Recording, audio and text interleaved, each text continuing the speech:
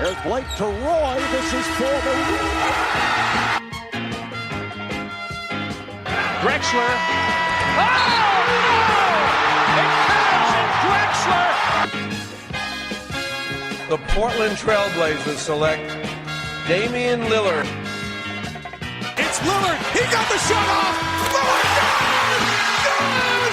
And the Blazers win the series for the first time in 14 years!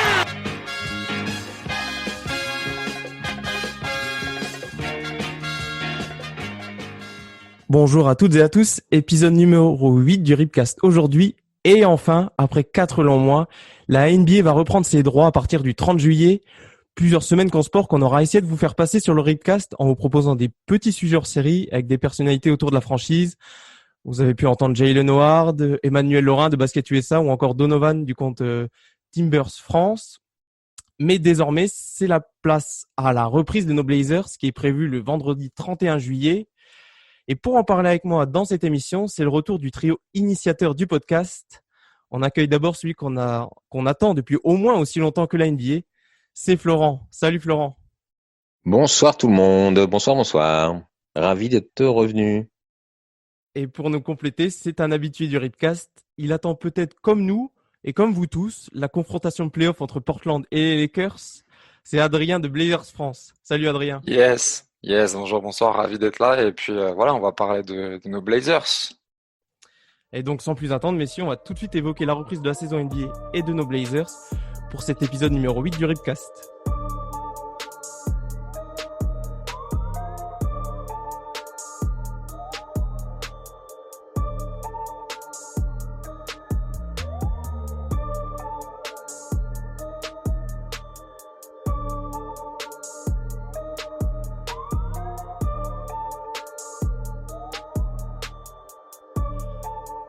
Et donc une reprise de la saison NBA qu'on peut presque assimiler à une nouvelle saison pour les Blazers, tant l'effectif de Terry Stotts aborde un nouveau visage à l'aube de cette reprise à Orlando. Donc messieurs, on va parler de ces Blazers qu'on pourrait qualifier de new look. On va également s'interroger sur le 5 majeur qu'alignera Terry Stotts le 31 juillet prochain. Et enfin, on finira en abordant le calendrier qui attend Portland pour 8 matchs. Mais donc sans plus tarder, on rentre directement dans le vif du sujet. Et comme je le disais, on aura droit à des Blazers changés pour cette reprise, avec notamment le retour de 2 titulaires pour cette fin de saison. Tout d'abord, Jusuf Nurkic, qui avait été tenu éloigné des terrains depuis plus d'1 an à cause d'une double fracture au tibia péroné. On a encore tous en mémoire ce moment tragique au Moda Center en mars 2019. Et le second, c'est le retour de Zach Collins, qui a joué cette saison, lui, mais qui n'a pu disputer que 3 matchs. La faute à une dislocation de l'épaule face aux Mavericks. Donc, juste avant de vous donner la parole, messieurs, je vais juste donner des billes statistiques à nos auditeurs pour qu'ils puissent voir la différence entre un Portland avec Nurkic ou celui sans. Donc, il y a 2 ans, quand les Blazers finissent 3e de la saison régulière, Portland avait le 3e offensive rating de la ligue et le 16e en défense. Alors qu'avant l'interruption de la saison, les Blazers figuraient au 10e rang en termes d'offensive rating et à une dramatique, j'ai dit bien dramatique, 27e place sous defensive rating. Alors évidemment, ces différences colossales ne sont pas uniquement le fruit de l'absence conjuguée de Nurkic et Collins. Il y a également d'autres raisons qu'on a évoquées au cours de la saison, mais on ne va pas forcément revenir dessus ce soir. Donc je vais donner la parole à toi en priorité, Florent. Qu'est-ce qui va concrètement changer avec le retour de Nurkic et Collins ? Ce qui va changer, c'est sur beaucoup de choses. D'abord, pour le moral, parce que c'est toujours embêtant quand il y a un joueur majeur de ton équipe qui est blessé. Sauf qu'en plus, le vestiaire, ça se passe plutôt bien, a priori, du côté de Portland. Donc, ne serait-ce que pour le moral, c'est toujours une bonne chose. Ça rajoute tout simplement un joueur de plus dans la rotation. C'est toujours une bonne chose aussi. Ça augmente un petit peu plus la profondeur de banc de facto. Et puis, un peu plus précisément, on sait que le pick and roll, Nurkic-Lillard est quand même une arme très efficace. Donc, ça permettra d'apporter un peu de pluralité dans les systèmes de jeu offensifs. Défensivement, Nurkic a aussi beaucoup de qualité. C'est aussi il est capable de créer, de faire des écrans, de faire des passes, etc. Donc, il apporte sur beaucoup de dimensions, aussi bien offensives que défensives. Donc, le retour de Nurkic on l'a déjà vu, on en reparlera après sur les matchs de préparation.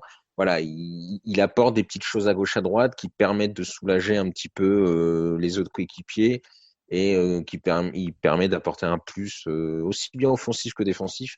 Donc ça a soulagé un petit peu les autres joueurs. Puis il était quasiment le deuxième meilleur joueur de l'équipe la saison dernière, donc c'est forcément un apport très important pour les Blazers. Et toi, Adrien, dans quel secteur du jeu précisément Nurkic va le plus apporter à ton avis, offensivement ou défensivement?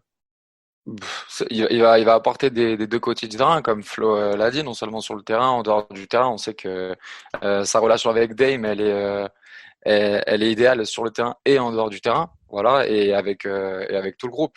Déjà, ses écrans, sa défense, le pick and roll surtout, qui est une arme que Dame et Nurkic maîtrisaient très bien. Donc, il va apporter ce qu'il sait faire individuellement et toute sa connexion avec Dame. Donc, ça va permettre de sublimer Dame, qui était déjà monstrueux cette année. L'année dernière, tu l'as dit, l'offensive rating avec Nurkic, on était à peu près 3e, je crois, et 16e en défense. C'est ça. Mais j'ajouterais même une précision, c'est que quand Dame et Nurkic sont sur le terrain, on est à 119.2 en offensive rating et à 108.4 en defensive rating. Donc pour un net rating de 10,9. Donc les Bucks qui sont premiers cette année, ils ont un net rating de 10,7. Donc ça vous laisse imaginer un peu la puissance de ce duo-là. Après, c'est pas que Dame Nurkic, il y avait aussi la présence de Markless notamment, Alfaro Camino et compagnie, mais l'absence de Nurkic a fait mal déjà beaucoup en playoff, notamment même si on a fait un très très beau parcours, mais contre les Warriors, il aurait fait beaucoup de bien. Et voilà, Nurkic c'est indispensable. Comme l'a dit Flo, c'était le deuxième joueur le plus important la saison dernière, parce que même si McCollum était un excellent joueur, Nurkic, ce qu'il nous apporte, donc le passing, la défense, le rôle, les écrans, etc. C'est difficilement remplaçable et on l'a vu avec Whiteside que c'était compliqué de remplacer Nurkic avec tout ce qu'il apporte sur le terrain. Et pour compléter ce que vous dites, ouais, il y a surtout Nurkic, vous l'avez peut-être un peu évoqué, ou c'est surtout son jeu de passe aussi qui va refaire du bien à Portland, parce qu'on a souvent critiqué cette année le jeu produit par les Blazers qui avait un peu perdu de ce passing game en tête de raquette, notamment avec Nurkic. Et on a également perdu parce qu'on a eu beaucoup de moins de joueurs sans ballon. Bazemore et Zonia, c'est pas forcément des joueurs qui évoluaient sans la balle. Donc Nurkic va apporter dans ce secteur-là. Mais est-ce que vous pouvez plus me préciser ce qui change par rapport à Whiteside en défense? Donc Whiteside, il fait une saison incroyable au compte. Je crois qu'il a plus de 3 comptes de moyenne cette année. Mais au final, ça suffisait pas. Est-ce que c'est seulement de sa faute à Whiteside? Est-ce qu'on peut lui accomber tous les maux des Blazers en défense? Et qu'est-ce que Nurkic va apporter de différent par rapport à Whiteside? Adrien, peut-être? En fait, on peut pas dire que les blocs c'est pas de la défense. Les blocs c'est bien, mais c'est pas de la défense. C'est-à-dire qu'on va pas prendre en compte toutes les fois où Whiteside saute et en fait ça finit en faute, ou derrière il y a un lay-up ou quoi que ce soit. On va pas compter tous les petits détails, les box out, voilà quand ça va se battre, voilà tout ce qui compte pas dans la ligne de stats en fait. Voilà tout le sale boulot que Nurkic pouvait faire. Après Nurkic, je dirais pas jusqu'à dire que c'est un défenseur élite, mais il fait beaucoup de choses. Euh, et en fait, je pense on a vu vraiment l'importance de Nurkic avec la présence de Whiteside en fait. On a vu que Whiteside n'était pas capable de faire tout ce que Nurkic était capable de faire. Donc le passing game, c'est un joueur qui est altruiste. Il a dit, il préfère faire une passe D que marquer des paniers. Il a dit une passe D, ça fait 2 euros. Un mec qui met un panier, ça fait 1 euro. Voilà, c'est un mec qui est n'est Et Whiteside n'est pas tellement comme ça. Il n'a pas un jeu de passe exceptionnel, même s'il a dit qu'il a tourné en triple-double avec les passes. Cette saison, ça n'a pas été le cas. Voilà, on peut pas faire de Whiteside le joueur qu'il n'est pas. Nurkic va apporter beaucoup de choses et Collins en plus, ça va faire que le retour des deux va compenser la défense de. Après, comme je dis en fait, le retour de Nurkic va compenser les largesses défensives de notre backcourt, parce qu'on a un backcourt qui défend vraiment voilà, ça défend pas vraiment. Melo, s'il est amené à être aligné au poste 3, ça défend pas vraiment. Donc on a besoin de mecs pour combler ça. Et il s'avère que cette tâche-là était trop dure en fait pour Whiteside. on lui a demandé quelque chose qu'il pouvait pas faire en fait. Donc il ne fait pas une mauvaise saison, on lui tape dessus parce qu'il a beaucoup d'écart et beaucoup d'absence, mais il fait pas une si mauvaise saison que ça. Je pense que le taf était trop gros pour lui. Je pense qu'on lui a, voilà. Bon, il a fait une saison dans la lignée de ce qu'il pouvait faire. C'est juste qu'il a toujours C'est comme tu ça. l'as dit, des énormes largesses et qu'il faut faire avec. En fait, il a bientôt 30 ans, on le changera plus, Whiteside, donc il sera toujours comme ça. Faut faire avec. T'as quelque chose à ajouter, Florent, au propos d'Adrien sur la défense de Nurkic? Bon, Adrien était assez complet, mais c'est sûr que Nurkic apporte aussi, même si c'est pas sa spécialité, il est capable de défendre un petit peu plus en dehors du périmètre, enfin plutôt un peu plus sur le périmètre, en dehors de la raquette. Ce que Whiteside a beaucoup de mal, notamment parce que sur les courses latérales, il est assez lent. Et puis, il a aussi un petit déficit en QI basket, donc il est facilement battu s'il y a, voilà, s'il y a des écrans ou s'il y a des pick and roll ou des pick and pop, il est pas toujours à l'aise dans la perception du système adverse. Donc là, or, Nurkic a quand même un peu plus fort dans ce domaine, donc il va aussi apporter ça défensivement. Et puis, c'est vrai que Whiteside fait une grosse saison, notamment en termes de rebonds et de contre. Après, il reste encore un peu naïf en défense.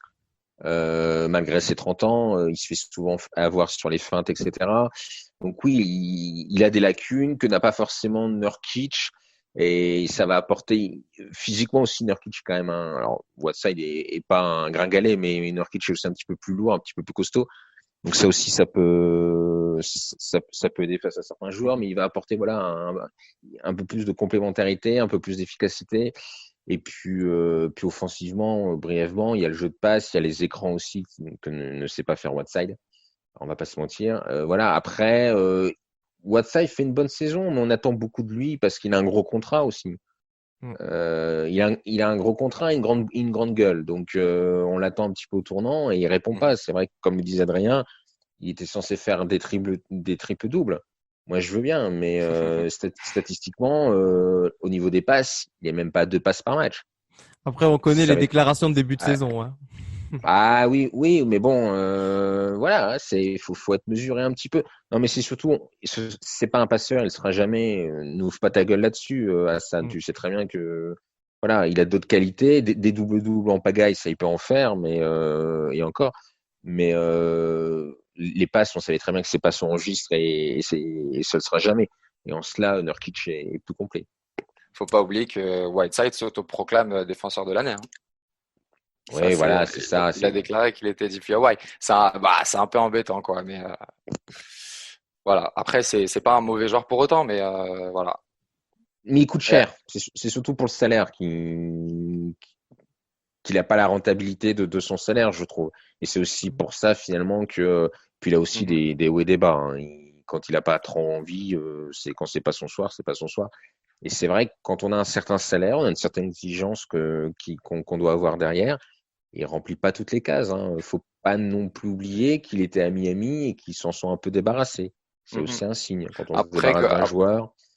Après, les circonstances de cette saison avec la blessure de Collins, la blessure de Rodney Hood ont fait que ça lui a rendu la tâche beaucoup plus difficile, quoi. C'est que, Oui. pour revenir sur Collins, en fait, les moves qui ont été réalisés cet été, donc on n'a pas pu re-signer Alfaro Camino, des joueurs comme Moarkles qui étaient super importants. On avait énormément besoin de Zach Collins, en fait, tout de suite dans le 5 majeur. Et en fait, notre effectif était un peu serré et il suffisait d'une ou deux blessures, typiquement Rodney Hood et Zach Collins. Et ça a tout chamboulé et ça a fait que des mecs comme Bazemore, comme Tolliver se sont retrouvés dans le 5 alors qu'en fait ils devaient être en sortie de banc et que les mecs qui étaient censés être en fond de banc ils se sont retrouvés en sortie de banc. Donc en fait ça a fait un énorme bazar et qu'on en a trop demandé à Whiteside. Oui, c'est vrai qu'en même temps, comme tu le disais, on a perdu beaucoup de joueurs aussi défensifs, notamment sur les ailes. Et du coup, Whiteside se retrouve un petit peu en dernière lame. Et que ce soit lui ou un autre, c'est toujours compliqué quand au bout d'un moment, t'es un peu seul et que tu manques de complémentarité dans la raquette ou autre. C'est Ça ça, s'explique aussi pour ça. c'est ça. Et tu évoquais Collins, Adrien, justement. Il va pouvoir sûrement aider Nurkic à rehausser cette défense de Portland. On avait vu un Zach Collins quelque peu changé au début de la saison. On a vu qu'il a gagné en mobilité, qu'il peut dégainer plus rapidement à 3 points. Il a vraiment travaillé pour devenir pour pouvoir jouer sur le poste 4 également, c'est-à-dire être un intérieur plus mobile. Et pareil que pour Nurkic, qu'est-ce qu'il va réapporter à Portland, Florent? Alors, Collins, on le voit un peu depuis son retour. Il apporte de l'explosivité, de l'énergie. Il a pas mal travaillé ses moves. On l'a vu faire quelques gestes offensifs assez intéressants. Il apporte aussi de la défense. Il est assez mobile, c'est vrai, comme tu l'as dit, tout en ayant pris pas mal de masse, notamment en haut du corps. Ouais. Donc sur les contacts, on voit que voilà, il encaisse beaucoup mieux. Il joue d'ailleurs parfois, il utilise le contact parfois pour se restabiliser, etc. Et ça, on peut le faire quand on a pris des épaules, tout en ayant gardé cette vitesse. Donc ce qui peut lui permettre de sortir un peu vers l'extérieur et de pouvoir voilà monter un peu en défense.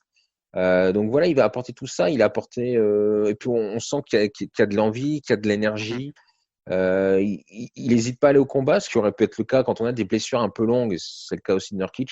On aurait pu craindre un peu de, pas de la timidité, mais voilà, forcément, on appréhende un peu de réserve, tout à fait, on appréhende un peu contact. Là, honnêtement, on a vu deux joueurs qui avaient faim de ballon et qui allaient, qui n'hésitaient pas et qui, du coup, aussi provoquent non seulement des fautes, mais aussi provoquent tout simplement des actions dans la raquette, ce qui permet immédiatement d'attirer un peu plus la défense et ce qui peut aussi libérer un peu plus les extérieurs. Quand vous jouez uniquement, ce qui a été le cas pendant la première partie de la saison, on avait quasiment deux armes à l'extérieur et pas grand-chose dans la raquette. Défensivement, c'est plus simple. Vous muselez l'extérieur et puis voilà. Là, avec Nurkic, avec Collins, on a des options offensives dans la raquette un peu plus intéressantes. Forcément, c'est plus compliqué. Collins, peut-être pas Collins, mais en tout cas Nurkic, vous êtes obligé quand même de garder un œil sur lui. Vous pouvez pas trop le laisser de l'espace. Donc forcément, ça en crée pour les autres. Donc voilà, ça peut être assez intéressant. Ils peuvent aussi reculer. Nurkic aussi, je trouve, a pas mal joué offensivement. Il s'est éloigné pas mal. Et ça, c'est bien. Ça crée du spacing et on en a besoin pour nos extérieurs. Donc voilà, c'est plein de petites choses. Mais globalement, Collins apporte ce qu'il avait apporté très brièvement avant de se blesser, c'est-à-dire de l'énergie, un peu de move, et puis il est aussi là pour les sales besognes. Tout à fait. Ouais, même Collins peut stretch aussi à 3. Faut pas Collins peut stretch et comme tu l'as dit, Nurkic a apparemment beaucoup bossé son shoot à 3 points. On l'a vu là sur les quelques matchs de préparation. Donc ça va faire de l'espace, ça va faire et surtout l'énergie. Ouais, le hustle, c'est un joueur dur au mal. Zach Collins, on l'a vu plusieurs fois s'emboucaner. Voilà, c'est avec Nurkic aussi, c'est des joueurs qui vont. Voilà, t'as besoin de joueurs comme ça quand quand tu vas entamer un playoff push comme celui-là et quand tu vas potentiellement disputer les playoffs, t'as besoin de joueurs comme ça. Whiteside, c'est pas un patron de défense, quoi. Quand t'as Nurkic et Collins dans la raquette, t'es plus serein et voilà, c'est de l'énergie, c'est de la hargne et on a cruellement manqué de ça cette saison. Ouais, ce sera précieux par rapport à cette reprise particulière de la NBA et des équipes qui seront amoindries par rapport à Portland. Portland, c'est l'une des seules équipes qui a des retours et qui sera quasiment complet parce qu'avec tous ceux qui décident de ne pas jouer dans la bulle ou les blessés qu'il y a eu en cours de saison, Portland va pouvoir prétendre haut avec le retour de ces deux-là. Donc maintenant qu'on a évoqué, dis-moi Florent. On a quand même Oud et Ariza qui vont manquer un petit peu. C'est vrai. Ouais, surtout Ariza qui faisait une très très belle fin de saison avec nous, qui était limite le patron de notre défense. Et Oud, après, on l'a perdu après 20 matchs. Mais ouais, la perte d'Ariza, elle fait mal quand même. Et donc maintenant, on va évoquer le 5 majeur que Terry Stotts pourrait aligner le 31 juillet prochain. Et avec tout ce qu'on a dit auparavant, le 5 majeur me paraît presque évident, à l'exception peut-être du poste d'ailier. Et même si on a entendu également dans les médias la volonté de Terry Stotts de peut-être, je dis bien peut-être et je rajoute d'énormes guillemets, titulariser Hassan Whiteside. Et donc on en parlait en off, messieurs, je pense qu'on se dirige tous à peu près vers le 5 majeur.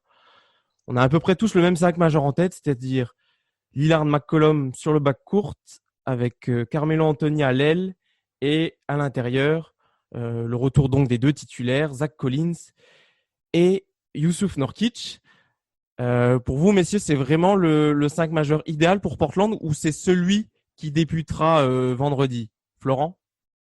Ah, c'est un peu les deux, mon capitaine. Mais en effet, je pense que Lillard, McCollum, Melo, Collins, Nurkic, c'est pour moi le 5 qui fonctionne le plus, notamment en tant que 5, mais aussi sur les conséquences que ça a sur le banc, sur la seconde unité.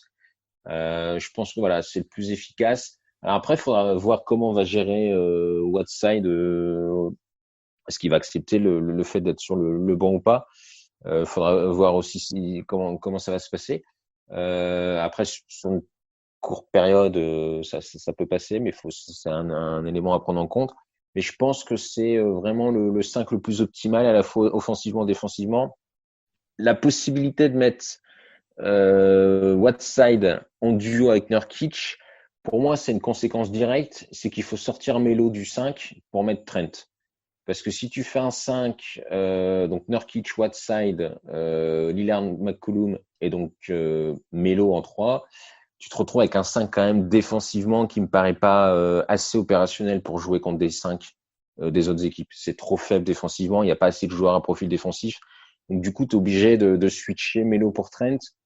Et je suis un peu moins fan parce que autant Gary Trent Jr. fait de très très bonnes choses, autant je le préfère le faire jouer contre des secondes unités que contre des premiers. Et inversement, je préfère Melo dans le 5 plutôt que contre la seconde.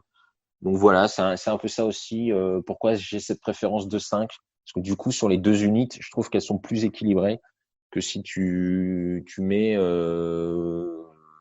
que si tu as une autre formule tout simplement. Et quand on enregistre l'émission, on est le lendemain du match de préparation contre Toronto.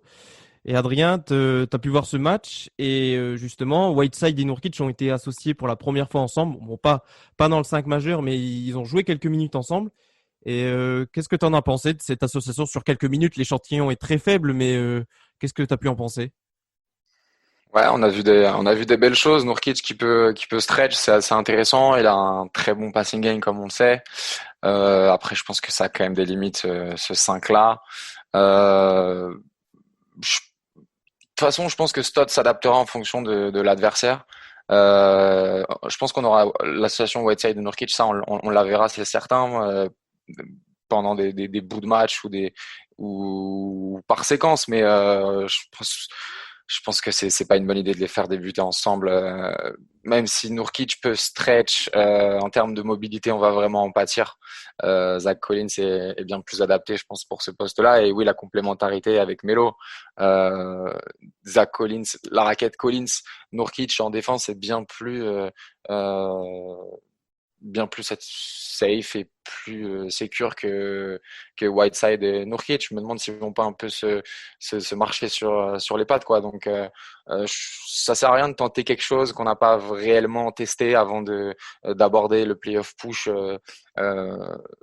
le 31 juillet. Donc je resterai pareil sur le même 5, donc Lillard, McCollum, Melo, Collins et Nurkic, même si j'aurais bien aimé voir ce que ça donne si on avait été chercher un 3&D ou même juste un poste 3 qui défend pour le 15e spot plutôt qu'aller chercher un Jalen Adams qui n'aura vraisemblablement aucune minute. J'aurais bien aimé voir un Lukemba Moutet par exemple ou un Iman Shumpert. Je pense qu'avec Melo en sortie de banc, mais ça n'a pas été le choix du front office. On verra. Mais je pense que ce 5-là me paraît être le plus le, le, le, le meilleur pour nous. Et ce serait Pour peut-être mieux revenir de... sur la Vas-y, Florent, vas-y. excuse-moi. Pour revenir sur l'association Nurkic-Whiteside, c'est vrai que c'était pas dégueulasse. C'était Mhm. plutôt convaincant, mais sur la durée, voilà, pareil, je suis un peu moins optimiste. Mais comme l'a très bien dit Adrien, je pense aussi et que c'est une qualité des Trailblazers, c'est qu'ils vont pouvoir s'adapter à l'adversaire, ils vont aussi pouvoir s'adapter à la Ouais. forme de la soirée ou du match-up. Mhm. Et je pense que voilà, en fonction de ce qui marche bien, aussi oui, un système, en tout cas, un groupement qui fonctionne bien. Je pense que voilà, Studs va avoir l'intelligence de le faire jouer un Mhm. peu plus. Et s'il y a Ouais. une alchimie qui marche bien sur un soir, ça va changer un peu. Ce qui, ce qui est aussi un peu paradoxal quand on met Nurkic et Whiteside, c'est que finalement, on n'est pas si bon au rebond. Parce que les rebonds longs, bah, du coup, on se retrouve un peu en difficulté. parce que les deux sont plutôt bons pour ramasser ce qu'il y a près du panier, mais c'est vrai que quand c'est des shoots à tir de loin, rebond loin, comme on dit, et c'est vrai que dans ce registre-là, je trouve qu'on est du coup tout de suite plus affaibli. Et vu que ça câline quand même pas mal de jour en jour en NBA, c'est peut-être bien aussi de pas avoir un 5 où nos intérieurs sont des gros gobeurs autour du cercle et laissent un peu les miettes aux adversaires. On l'a vu, à Toronto, ils ont pris quelques rebonds offensifs comme ça sur des shoots lointains. On l'a payé ensuite à ses cages. Donc, comme quoi, parfois, mettre deux bons rebondeurs, fait pas de vous une meilleure équipe au rebond. Et c'est difficile d'envisager Stotts aligner Whiteside et Nurkic en même temps face à des équipes en NBA qui alignent parfois 3 voire 4 ailiers sur le terrain. Et donc c'est difficile de voir ce duo-là exister face à ce genre, que ce soit en défense ou en attaque, hein, même si en attaque ça pourrait avoir un certain avantage sur certains points, mais c'est difficile de le voir comme Ouais, ça. faut voir, ça peut permettre de prendre à contre-pied aussi. Il faut voir comment Stotts va organiser tout ça. Après, on sait que de toute façon, que ce soit Nurkic, Whiteside ou Collins, c'est des joueurs qui font beaucoup de fautes. Donc avec les fautes rapides, je pense qu'ils auront entendu similaire les trois parce qu'il y aura des fautes. Voilà, même si Collins est dans sa 3e ou 4e saison, je crois que c'est la 3e. On sait que c'est un joueur qui fait beaucoup de fautes. Nurkic aussi, Whiteside il saute beaucoup, donc ça fait beaucoup de fautes. Donc je pense que les trois auront un temps de jeu plus ou moins similaire. Ouais, on discute pas de l'apport des 3 joueurs, ils seront nécessaires dans Ouais. ce playoff push. C'est juste que c'est comment Stotts va les associer et les faire matcher ensemble pour que l'équipe réponde au mieux. Et certainement que on a vu que par exemple l'association, moi j'avais sur les 3 matchs du début de saison qu'on a vu, j'avais bien aimé l'association Whiteside Collins où tu avais Whiteside plutôt en premier rideau et tu avais souvent Collins qui venait aussi en second rideau de la ligne de fond pour contrer des tentatives adverses. Ça avait été également intéressant. Mais du coup, on a déjà beaucoup parlé du secteur intérieur. On peut parler, Florent, tu l'as un peu évoqué, du poste 3. C'est Carmelo Anthony ou plutôt Skinny Melo pendant cette phase de reprise qui semble avoir l'avantage pour être titulaire. Tu parlais de Gary Trent. Adrien, quel est ton avis là-dessus? Gary Trent ou peut-être Nassir Little qui était là blessé pendant la préparation? Ouais, je pense que c'est Melo qui va débuter au poste 3. Je pense que c'est juste une question de taille, hein. Gary Trent, c'est pas très grand, c'est encore nouveau et comme a dit Flo, je préfère encore le voir évoluer contre des second units plutôt que même s'il a montré qu'il pouvait partir en mission défensive sur Victor Oladipo face aux Pacers ou même bien d'autres fois sur la fin de saison, enfin sur les derniers matchs qu'on a pu jouer avant la suspension de la NBA. Même s'il peut partir en mission défensive sur des joueurs comme ça, quand on va se retrouver face au poste 3 élite en NBA, même si Melo est pas réputé pour ses qualités défenseurs, je préfère et comme Terry Stotts le veut bien le dire, c'est la défense d'équipe qui prime avant la défense individuelle. Je préfère avoir les 2,03 m et les 105 kilos de Melo. Je pense que c'est un peu juste pour mettre Gary Trent Jr. T'as parlé de Nassir Little, j'aime beaucoup ce joueur. Faut définitivement qu'il se crée un shoot, mais pareil, défensivement, il a le gabarit et il a l'explosivité pour pouvoir défendre, enfin, du moins contenir un tout petit peu les postes 3 élites, comme j'ai dit, qui vont se trouver en face de nous. Gary Trent, ça me paraît juste quand même. Et pour Nassir, moi j'aurais pensé que Nassir Little aurait été la solution idéale s'il n'était pas blessé. Ouais. Parce que tu le dis qu'il doit améliorer son shoot, mais justement au cours de la saison, on a vu une amélioration. Et justement, il intervenait là il n'y a pas si longtemps que ça dans un podcast de Blazers Edge et il parlait un peu de ce qu'il avait changé dans son shoot. Notamment, il avait réaxé son coude, il avait un point de relâchement du ballon un peu plus haut et il servait aussi un peu plus de ses doigts au moment de relâcher le ballon. Donc, je trouvais qu'il avait progressé, notamment en sortie d'écran et il hésitait plus forcément comme en début de saison à prendre des 3. Donc, il y a encore quelques semaines, je pensais il aurait pu avoir le poste, mais bon, on sait aussi que Terry Stotts n'est pas forcément ravi à l'idée de faire jouer des rookies, surtout dans le 5 majeur. Ouais. Alors là, pour lui, c'est clair. Et après, il a aussi une adresse il dépend énormément de son adresse et là, depuis les matchs de la bulle, il a quand même été aussi un petit peu maladroit, hein. Je pense c'est quand même Nassir Little. Il a pas joué, il était en commotion. Pas Nassir Little, pardon, Anthony Simons. Florent qui anticipe déjà, qui va Ah oui. sur les remplaçants. C'est pas grave, justement. Tu, Pardon. tu me fais l'injonction. Donc, On est obligé d'en parler de ça? ah, on va être obligé. On sait qu'Adrien, tu es le Et fervent juste- défenseur.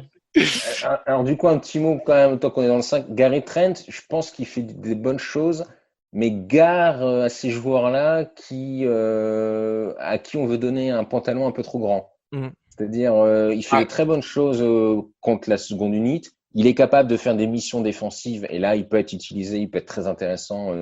Mais attention à pas du coup vouloir l'intégrer dans le 5. Et là, est-ce que la mission ne devienne pas un peu trop grande pour lui? Parfois, il vaut mieux savoir maintenir un joueur dans une seconde unité plutôt que de le lancer dans le grand bain du 5 majeur et finalement d'être un peu déçu.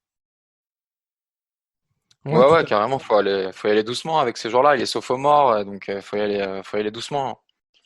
Et surtout qu'on a quand même vu encore des petits défauts récurrents chez lui. Par exemple, justement, quand il est en munition défensive, souvent, je trouve qu'il presse très fort et Ouais, il donne des opportunités enfin, il défend sur le meilleur joueur adverse. Donc, forcément, ces joueurs-là sauront utiliser toutes les petites brèches que tu vas leur laisser. Et puis, de temps en temps, il a des sautes de concentration.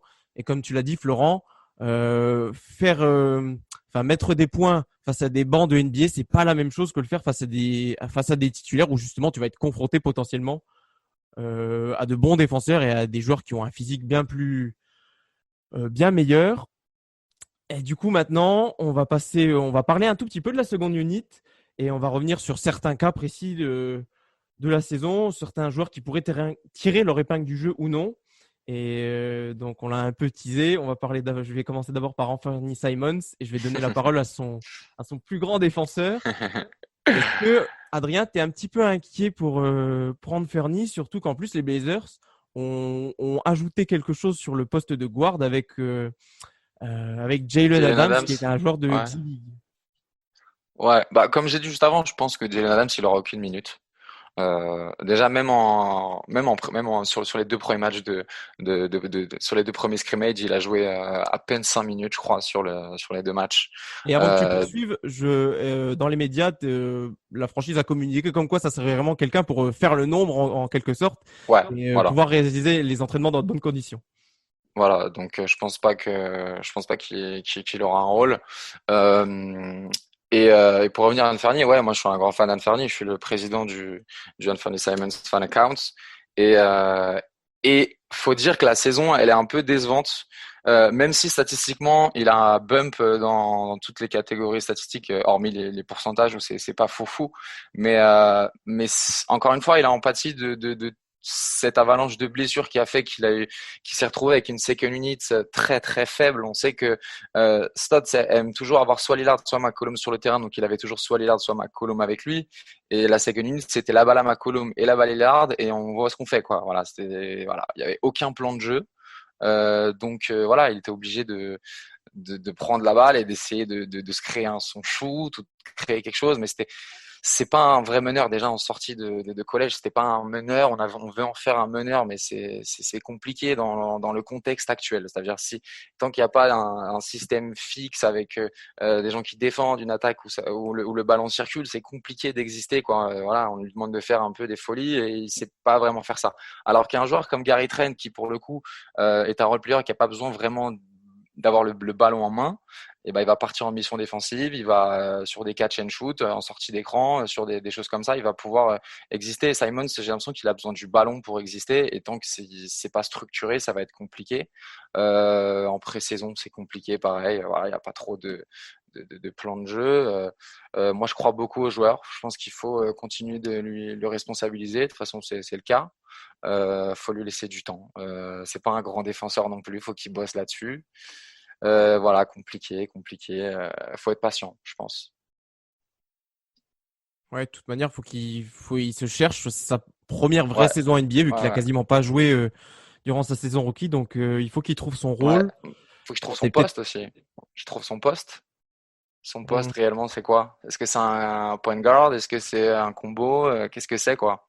c'est un combo, mais qui en défense va défendre que sur des 1 maximum. Ouais. Mhm. Donc, c'est compliqué, mais Bon, je pense pas que Ça c'est va avec prendre du temps.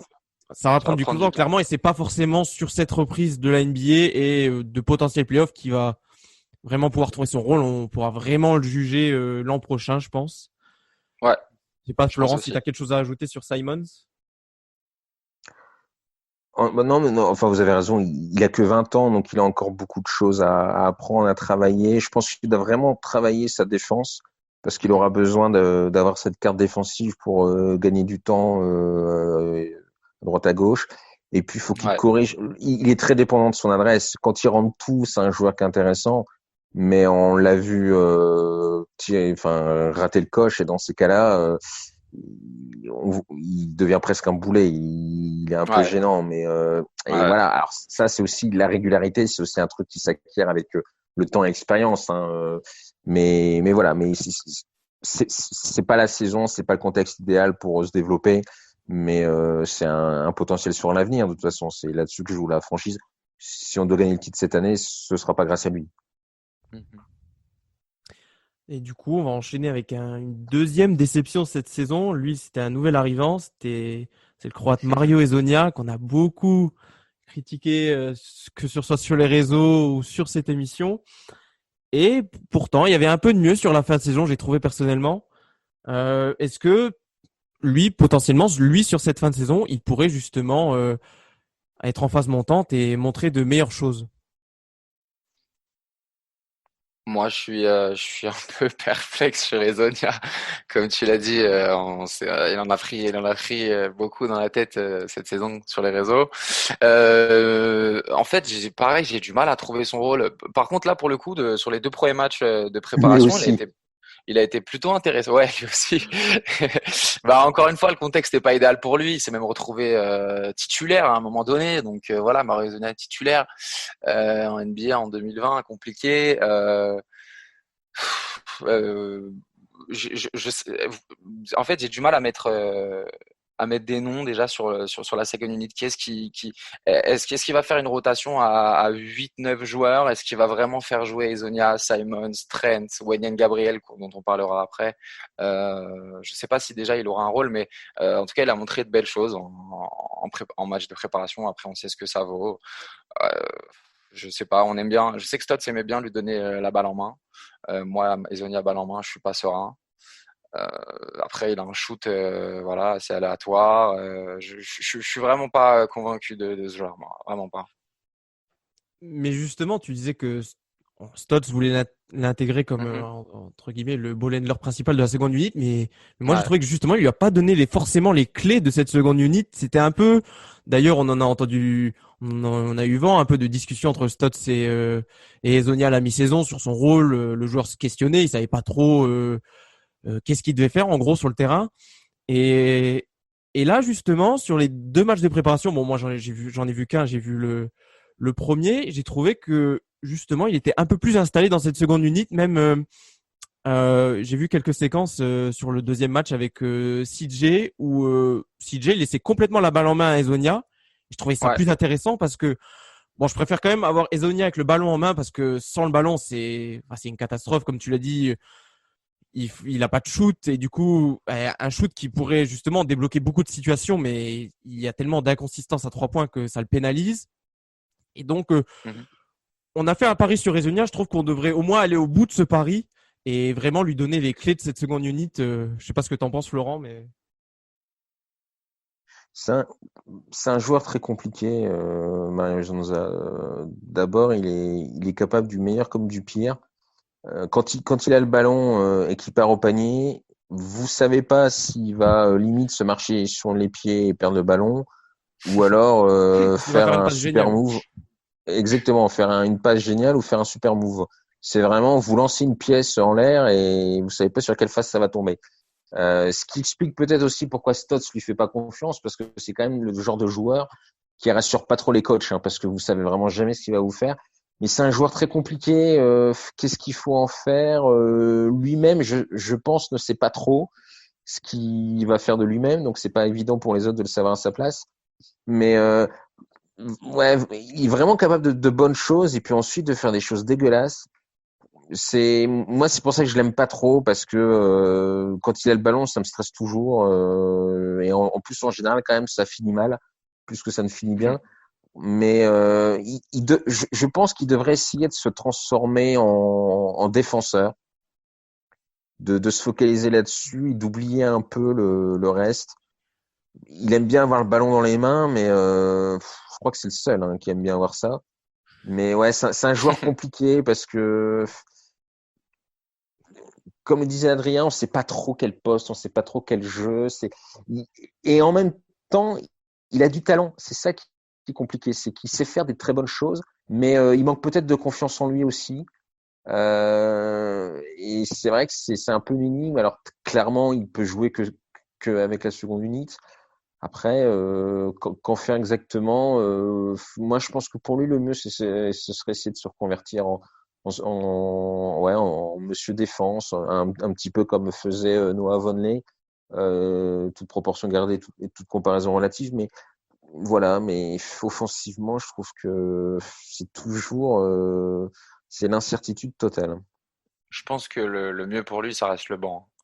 Je pense que ça reste, comme tu as dit, c'est voilà, on en parle avec des soupirs. Il est un peu à l'image de notre saison finalement, mais moi je pense que ouais, les matchs de préparation, faut pas trop s'y fier. On a vu que tous les joueurs prenaient part un peu au match. Je pense que, comme j'ai dit, on va entamer un playoff push, pardon, potentiellement un play-in et après des playoffs derrière. Bon, ça reste utopique, mais je pense que faut arrêter les prises de risques.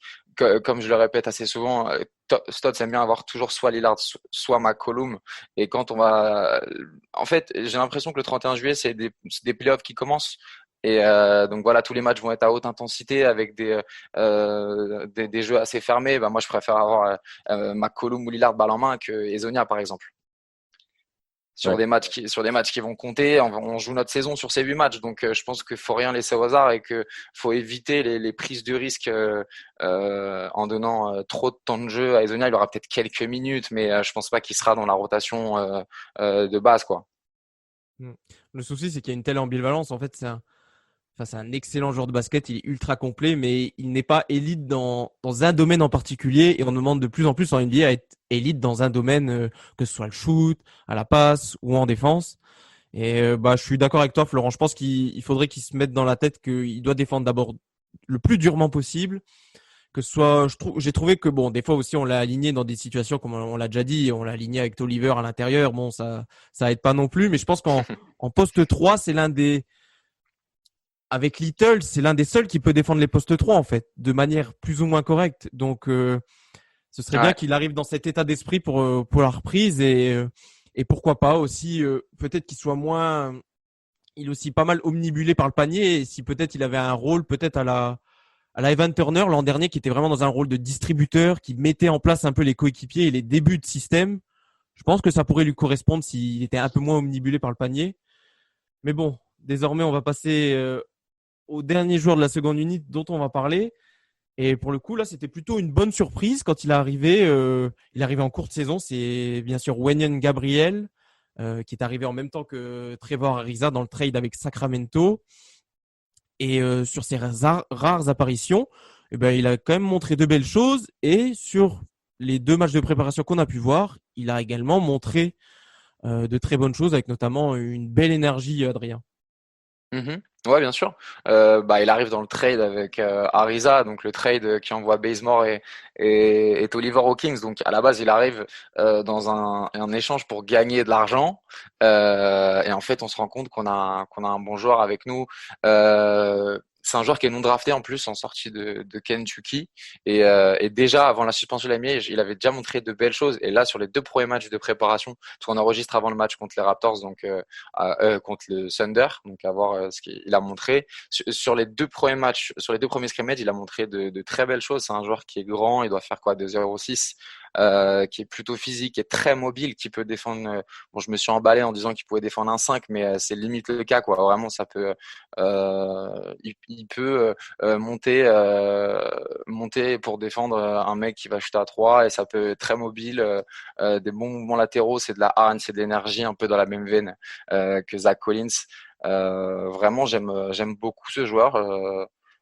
Très intéressant, pareil, ça se bat sur tous les rebonds, ça va grappiller des ballons à droite à gauche, ça va provoquer des fautes, ça va, voilà, de l'énergie, du hustle, c'est tout ce qu'on veut, tout ce qu'on aime. J'aime beaucoup ce profil-là, à voir encore une fois s'il va faire partie de la rotation. Il aura peut-être quelques minutes, comme je l'ai dit, quand il y aura quand Nurkic, Collins et Whitehead auront des problèmes de faute. Je pense pas qu'on va le voir beaucoup, mais en tout cas, joueur très intéressant, pareil pour l'avenir. Faut être patient et je pense qu'on pourra compter sur lui dans les années à venir. Et il apporte une plus-value à l'intérieur parce que c'est quand même un profil différent des trois autres intérieurs. Il est beaucoup plus, sans être fuyant, mais il est beaucoup plus mobile, beaucoup plus athlétique, ça bondit beaucoup plus haut.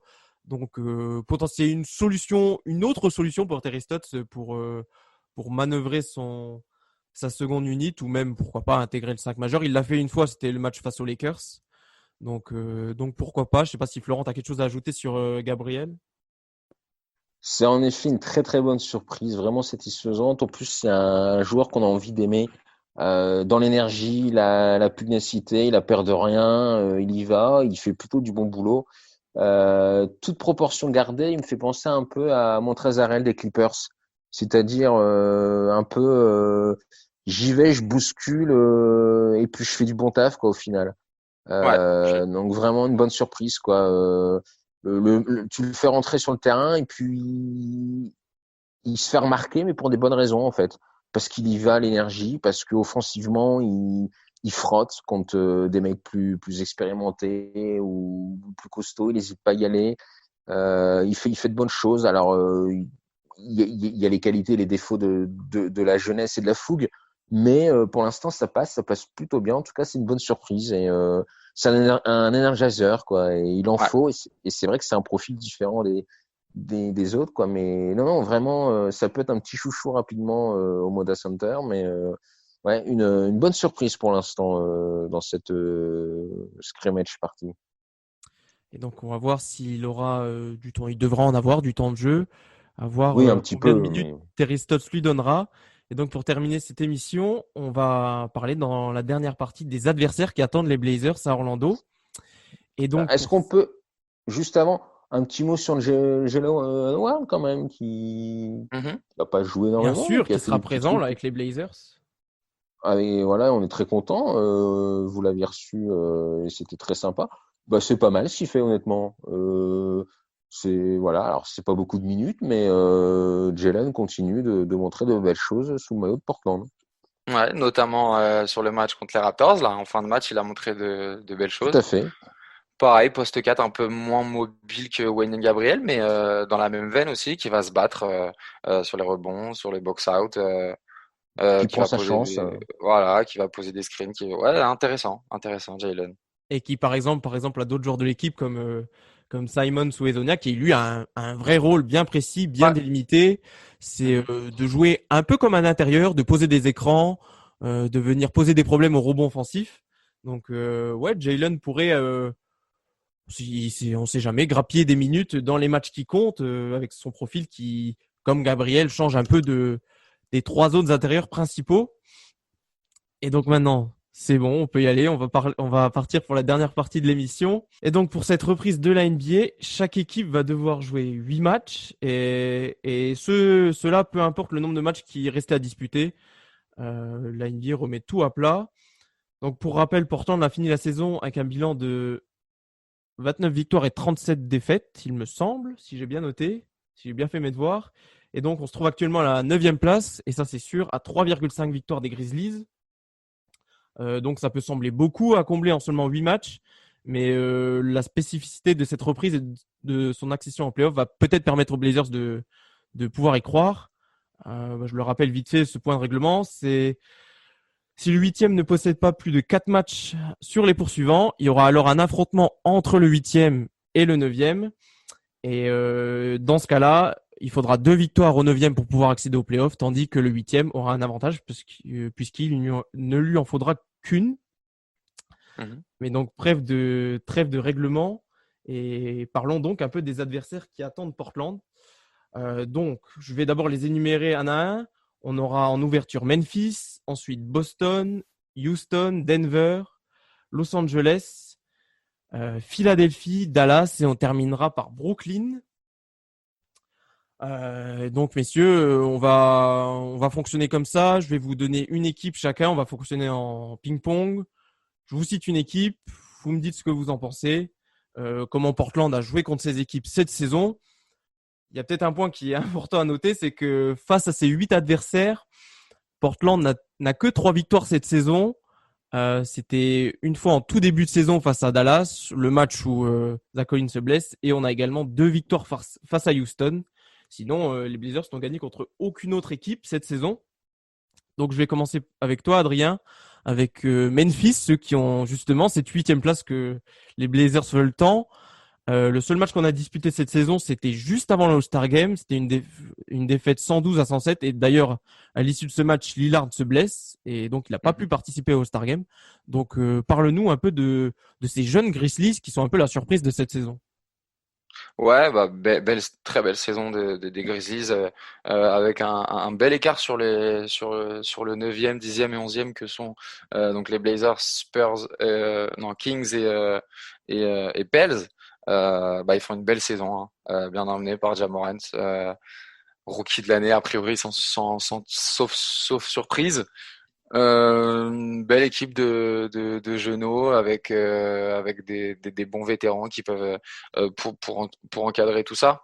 Néanmoins, je pense que dans une situation comme celle-là, un peu particulière, donc de la bulle je pense qu'il faudra de l'expérience. Ils vont peut-être en manquer. À l'inverse, nous on récupère des joueurs qui ont plus d'expérience en post-season, donc c'est un match qui va évidemment compter. Parce que même si on pense surtout à conserver cette 9e place, si jamais on peut grappiller la 8e, ça peut être encore mieux. Donc voilà, le match Memphis tout de suite d'entrée le 31 juillet, ça va être un match qu'on double, hein. Même si il y a encore d'autres grosses écuries qui nous attendent derrière, c'est un match qui va être très important tout de suite. Ensuite, on enchaînera avec Boston. Et justement, Florent, tu connais plutôt bien la Maison Verte. Et on s'était incliné au Moda Center. C'était aussi en toute fin, avant que la saison ne se termine. Et on avait surtout cédé face à un grand Jason Tatum. Ouais, Tatum qui est en très grande forme, qui va être le principal danger. Et en plus, sur les ailes, c'est pas forcément notre fort pour défendre. Ça va être un match très compliqué. Boston est une grosse équipe de l'Est. Il faudra en plus ne pas tomber si jamais en plus on a lâché le premier match contre Memphis, qui sera très très important. Celui-ci sera déjà presque crucial, mais ça va être compliqué parce que c'est une bonne équipe défensive, ça va poser problème. Kemba Walker sera pas facile à contrer, et puis dans la raquette, ils sont capables de sortir des bons joueurs pouvant nous contrer. Ça va être compliqué, c'est très compliqué. Ce match contre Boston, on est clairement pas favori, mais il faudra de toute façon faire des gros coups pour choper la 8e place ou éventuellement la 9e, et faire ensuite le petit truc, le petit tournoi de qualif. Mais là où on a un avantage, c'est qu'on les joue assez rapidement, et peut-être qu'ils seront pas prêts, peut-être qu'ils seront pas autant le couteau entre les dents, et on peut les surprendre. Et on enchaînera donc avec Houston, la seule équipe contre qui Portland a un bilan positif cette saison. On a retrouvé la confrontation entre Lillard et Westbrook que les fans des Blazers aiment tant regarder. Et Adrien, tu peux nous dire un mot sur Houston qu'on a plutôt réussi à dominer cette saison? Ouais, les oppositions entre Lillard et Westbrook sont toujours assez savoureuses à regarder. Premier triple-double en carrière de Lillard contre les Rockets. Les Rockets, avec le retour de Nurkic et Collins, ça va être clairement une opposition de style face à leur hyper small ball. Donc ça va être intéressant de voir comment les deux équipes, enfin surtout comment Terry Stotts va préparer ce match-là. Les Rockets, c'est jamais facile, mais pas vraiment en démonstration cette année non plus, donc je pense qu'ils sont prenables. Après voilà, ça va être des matchs qui vont ressembler à des matchs de playoff, donc quand tu as James Harden et Russell Westbrook dans l'équipe d'en face, c'est toujours compliqué. Une belle armada avec des joueurs qui savent tous quasiment shooter à 3 points. On sait que la défense extérieure, c'est un de nos gros problèmes. On l'a vu d'ailleurs notamment sur ces matchs de pré-saison, enfin sur les 2 premiers scrimmages où on concède énormément de shoots à 3 points ouverts face aux Rockets, ça pourrait être fatal. Et donc, par contre, là, ensuite, après Houston, c'est Denver. Et là, Denver, c'est comme depuis plusieurs années, ça nous réussit pas vraiment. 3 défaites cette saison, dont le match d'ouverture et ensuite 2 défaites au Pepsi Center face au coéquipier de Nikola Jokic, Florent. Oui, bah, tu l'as dit, Jokic va être un terrible problème. Ça va être un très très bon test pour notre défense intérieure et principalement, je pense, sur Nurkic. Mais ouais, mais malheureusement, il n'y a pas que Jokic dans cette équipe. Ça va être très compliqué. Ça va être de toute façon, là, il y a 3-4 gros matchs qui s'enchaînent dans le calendrier de Portland, qui, de manière générale, pas un calendrier très facile. Et ouais, ça va être compliqué parce que le show Jokic peut nous faire très très mal dans la raquette. Et voilà, il faudra sortir un très grand match. Ça peut être ça peut être un grand match pour Lillard et McCollum. Il y a tout pour sortir le grand jeu et essayer de choper une victoire, mais ce sera pas du tout évident. Et ensuite, c'est l'un des gros favoris de la conférence Ouest, les Clippers, nouvelle version avec Paul George et Kawhi Leonard. Et Portland s'était incliné à 2 reprises, mais c'était au Staples Center. Et comme on l'a dit par rapport à Boston, quand tu as les 2 joueurs adverses qui sont sur les postes par rapport aux postes les plus faibles de Portland, c'est compliqué, Adrien. Ouais, ça va être compliqué. Voilà, comment contenir Kawhi et Paul George? Déjà, si on en avait un, ça aurait été compliqué. Là, on a les 2, ça va être d'autant plus compliqué. Comment Stotts, encore une fois, va s'organiser? Est-ce qu'il va mettre Collins sur Paul George? Voilà, ça va être très compliqué. Je pense que c'est le plus gros morceau qu'on va avoir à jouer. Après, il y a les Nuggets, mais si celui-là on peut le perdre à la limite, c'est pas trop grave. Après, si on peut espérer que Kawhi ne puisse pas jouer celui-là, ça serait pas mal aussi. Mais à la limite, celui-là, si on perd celui-là, c'est pas trop grave, c'est excusable à la limite, on va dire. Mais évidemment, on va le jouer, et même si ça va pas être facile. En Et donc, plus, excuse-moi, je te coupe, ils sont bien renforcés aussi, avec une belle profondeur de banc. Reggie Jackson, un des frères Maurice aussi qui est arrivé. Ils ont une profondeur de banc qui fait assez peur, et c'est pas trop notre cas. Donc voilà, ça va être compliqué. Il faudra un grand Lillard. et comme les Bucks à l'Est, c'est l'une des grosses armadas de cette saison. Donc on peut se permettre une défaite face aux Clippers, ce ne serait pas déshonorable. Par contre, les victoires seront obligatoires face aux 3 derniers adversaires, notamment les Sixers, contre qui on avait perdu également en début de saison sur un buzzer de Korkmaz. Donc on va passer là-dessus, vu que c'est pas forcément un adversaire de la conférence. Moins de choses à dire sur eux. Florent, je vais te lancer sur les Mavericks, contre qui on avait gagné en début de saison, mais ensuite on avait perdu. On était à la fois tombé sur un grand Doncic, également bien épaulé par Porzingis. Oui, bah, tu l'as dit, hein, les Mavs, c'est avant tout ce duo de chic et de choc. Ça va être dur de les contenir. Il faudra, comme tu le dis, impérativement des victoires, des victoires. Dallas, c'est un petit peu aussi fait partie de ces underdogs pour faire quelque chose en playoff. Ça va être compliqué. Là où on peut peut-être s'en sortir, c'est au poste de pivot. Là, peut-être que dans la raquette, hormis Porzingis, on peut peut-être leur faire un peu mal avec un bon Nurkic ou un Whiteside.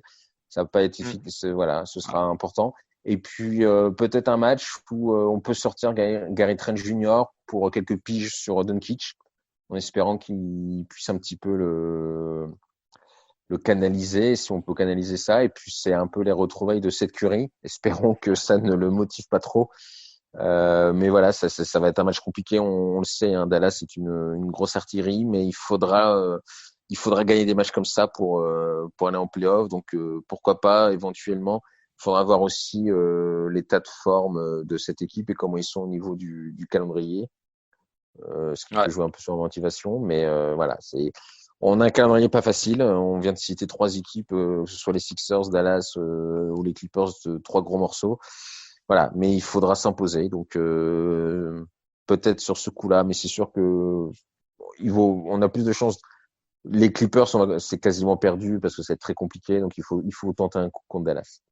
Après, Dallas a deux blessés très importants. Ils ont Dwight Powell qui fait une grosse saison Oui, qui combine très très bien avec Doncic pour m'être entretenu avec quelques fans de Dallas et ça va beaucoup manquer. Et la perte de Willie Cauley-Stein aussi qui a été intégré pendant la saison et qui ne jouera pas à Orlando. Et dernier match de cette série de 8, ce sera face aux Nets. On avait affronté une fois les Nets cette saison et on peut s'en souvenir parce que c'était la fois où Lillard a inscrit 60 points, son record en Ouais. carrière. Donc, qu'espérer face à là, par contre, autant on sentait une la défaite victoire face aux est Clippers, obligatoire. autant la victoire sera obligatoire face à des Nets vraiment dépeuplés. Ouais, c'est clair, surtout que en fonction de ces premiers matchs et du calendrier, c'est un match qui peut être tout à fait déterminant pour le play-in. Des Nets qui sont voilà, qui sans tous leurs meilleurs joueurs, qui seront aussi probablement déjà qualifiés pour les playoffs. Euh, Avec les Wizards qui sont un peu loin. Si on perd celui-là, ça sert à rien d'espérer quoi que ce soit pour cette année. Désormais, messieurs, c'est l'heure de se mouiller. Objectivement, on a parlé un peu des équipes, on les a énumérées, on en a parlé brièvement. Mais objectivement, quel bilan les Blazers peuvent espérer à l'issue de ces 8 matchs? Adrien, je vais te donner la parole en premier, comme ça va permettre à Florent de réfléchir à son pronostic, vu qu'il ne savait pas il y a encore 30 secondes. On va être optimiste. On va dire 5-3 avec une défaite contre les Celtics, les Nuggets et les Clippers, en espérant que les Pels ne fassent pas mieux avec un calendrier plus abordable. Et toi, Florent? Même avis, 5-8? 5 victoires, 3 défaites pour les Blazers? Je sais pas, j'hésite avec un 8-0, mais j'ai peur d'être un peu trop positif. Non, je pense que le premier match sera vraiment important pour créer une dynamique. Après, 4-4, ça serait déjà bien, mais je pense que ça va être compliqué contre Denver et les Clippers. Est-ce que ça Et suffira, le 4-4, 4-4? ça reste d'être un peu juste, mais voilà, C'est plus réaliste. Réaliste. c'est ça, ouais. J'avoue que il y a quand même pas mal de gros morceaux et j'ai un peu peur. Je dois le cacher. Mais après, ils sont capables de tout. Lillard peut s'enflammer aussi. Ce sera un élément important. Est-ce qu'il aura bien récupéré de sa blessure au pied? Et ce sera forcément un élément très important. Mais 4-4 déjà, ça peut le faire. Après, c'est vrai, comme tu le dis, les Pélicans ont la chance d'avoir un calendrier un peu plus aisé. Et puis, il n'y a pas que les Pélicans qui peuvent choper la 8e place. Et du coup, pour cette reprise, ce sera un petit peu différent de la saison régulière normale, vu qu'on dit souvent que la régulière, c'est un long marathon, alors que là, ce sera plutôt un sprint final. Donc, est-ce que Portland va conserver sa 9e place? Est-ce qu'on peut shipper la 8e place au Grizzlies? Ça paraît compliqué. Et justement, il faudra pas non plus dégringoler au profit des Pelicans. Et c'est donc sur ces pronostics plutôt objectifs, messieurs, je vous ai trouvé vous êtes pas trop enflammés. Mais je ne sais pas pour vous, mais j'ai pris grand plaisir à réaliser cette émission au complet pour enfin parler d'actualité basket parce que ça nous manquait quand même. On espère, Florent, que ta prochaine apparition ne sera pas aussi éloignée dans le temps que la dernière. Et je remercie également Adrien. Et on vous invite bien sûr à suivre le Readcast sur toutes les plateformes de podcast, de nous laisser 5 étoiles sur Apple Podcast ou de nous laisser des commentaires. Ça fait toujours plaisir. Et on se dit bien sûr à très vite en espérant que les Blazers puissent accrocher les playoffs à Orlando. Bye bye. Ciao.